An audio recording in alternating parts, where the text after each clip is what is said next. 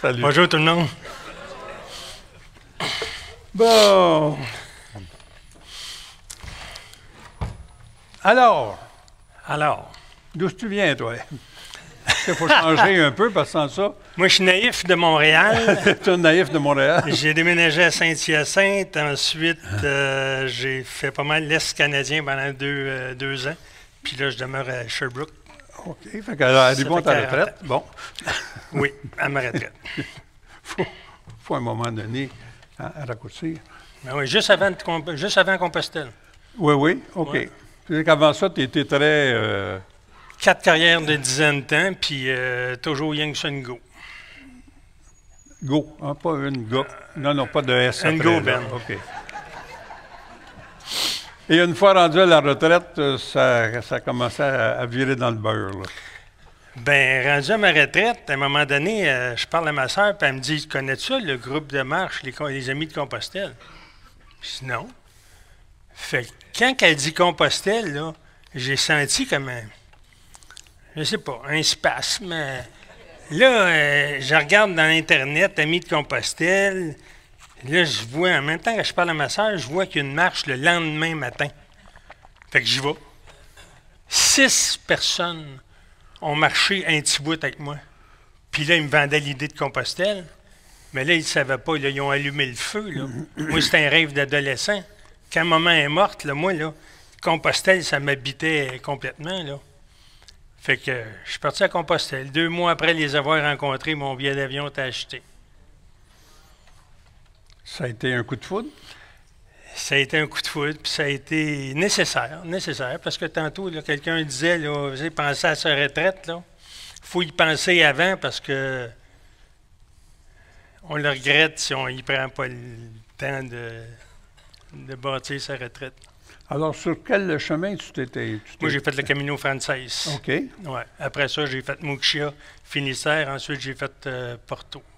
Tant qu'à faire. Tant qu'à faire, 49 jours. OK. Étais-tu arrivé des affaires intéressantes? Ah, très intéressant. As-tu le goût de nous en parler? Moi... Non, mais tu sais... On va me garder une petite un gêne. gars peut vouloir garder ça pour lui. Ouais.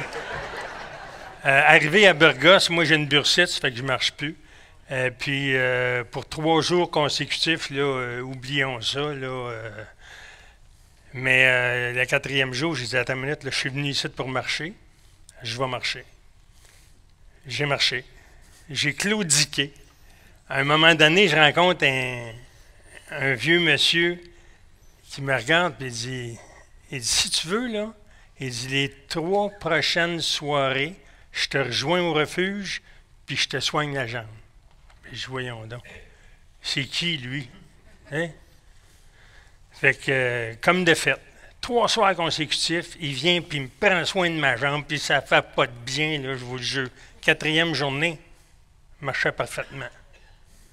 J'arrive à Léon, 200-300 km plus loin. Le matin, 6 heures, je traverse la rue, je vais prendre mon café con leche. Qui est là? Hey, il y a une ville comme Léon, là, tu retrouves... voyons donc. Ton rabouteux. Andrés Manrique, Tabaslac. On se fait une accolade. Il me regarde, qu'est-ce que tu fais un matin? Je dis, rien de spécial.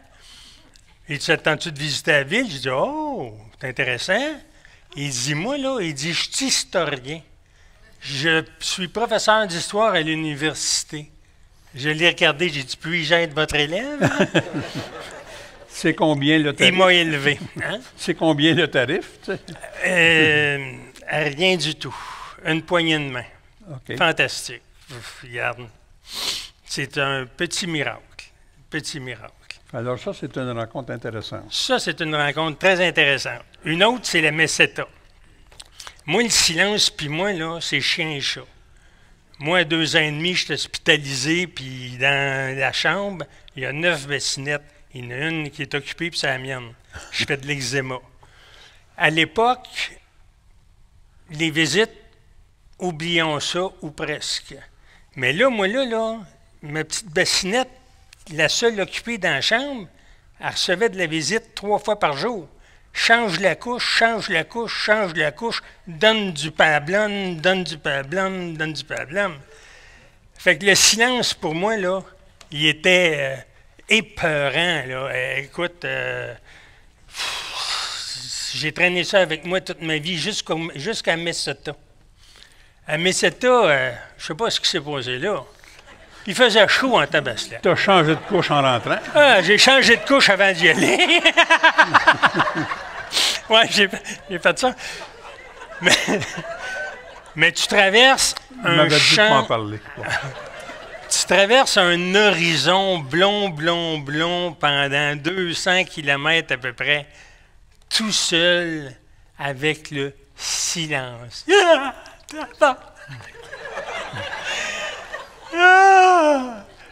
Mais je l'ai apprivoisé. Ou il m'a apprivoisé, ou on s'est... En tout cas, c'est le fun au bout. Alors, ça, c'était ta deuxième rencontre, avec le silence. Ah, là, tu vas entendre parler de Dan, là. Oui, j'aimerais ça. 5 kilomètres après avoir commencé le chemin. Un moment donné, bon, plein de gens à une place là, commune. Là, il y en a un qui ressort du lot, un jeune de 20-25 ans. Je sais pas pourquoi, il me tape ses nerfs. Vraiment, il vient me chercher. Oh. Pourtant, il m'a pas parlé encore. Une maudite chance. Hein?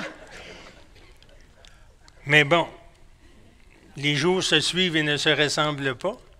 Qui disent? À part lui. Là, j'arrive à Porto. Hey, c'est 600 km plus loin. Plus que ça. À un moment donné, je débarque de l'autobus. J'entends « Hélène! Hélène!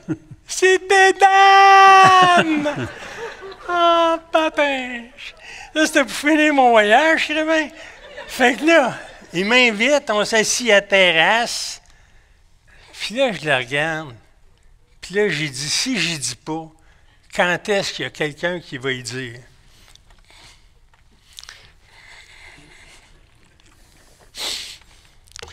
Fait qu'on est tous les deux, là. Puis là, j'y raconte. Alain a 20 ans. Puis là, j'ai dit, écoute-moi bien, là.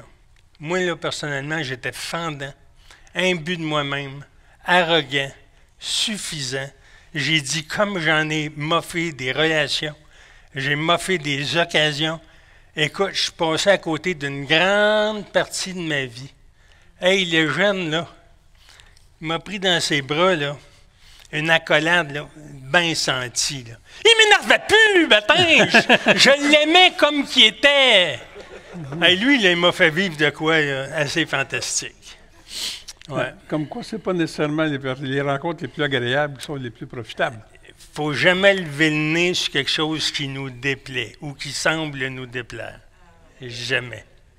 Il y en a d'autres qui en ont rencontré. Le trésor se cache probablement juste là. Parce qu'il y en a un, moi, écoute, il y en a une, en tout cas, ah, OK. Tu viens de sauver par la cloche. Et voilà. Sauvé par la cloche. Parce que là, il allait parler à quelqu'un qu'il a rencontré hier ici, puis... Non, pas du tout, je n'étais pas là hier. Je n'étais pas là hier. Alors, tu tires de quoi? Quand tu tires une barre en bas de ça, tu reviens, Moi, je veux le refaire absolument. La santé, là, est plus ou moins là, mais moi, je vais aller faire Porto avec ma fille qui s'est portée volontaire. Peut-être même la deuxième. La troisième, on ne sait pas. La quatre... Non, c'est pas vrai, je l'ai juste trois. La quatrième a 2 mois. Oui, c'est ça, exactement. Mais non, c'est à faire. Si vous vous sentez interpellé par le chemin, n'hésitez pas, faites-le. Parce que si vous vous sentez interpellé, il n'y a pas d'hasard. Puis ça, c'est la beauté du chemin. Tu as même écrit un livre après ça? Oui, bien là, écoute, je viens d'écrire un livre, il est sorti de sous-presse il y a 2 semaines. Je viens d'écrire une formation en communication orale que je commence à donner au mois de février. Je viens de finir de faire mon site web il y a une semaine et demie. Puis là, je suis en train d'écrire un 2e livre. Bon, y a-tu ici ton livre? Oui, je l'ai ici, mon premier livre. Oui. Mais je n'ai amené juste 5 copies parce qu'il y a quelqu'un qui m'a dit que fallait pas que j'en vende. OK. Bon, mais tu pourras nous en donner un, puis on fera tirer après-midi. Nous donner! Okay. On va le faire tirer après-midi. Merci, Jacques. Salut, merci. Merci, beaucoup. bonne journée.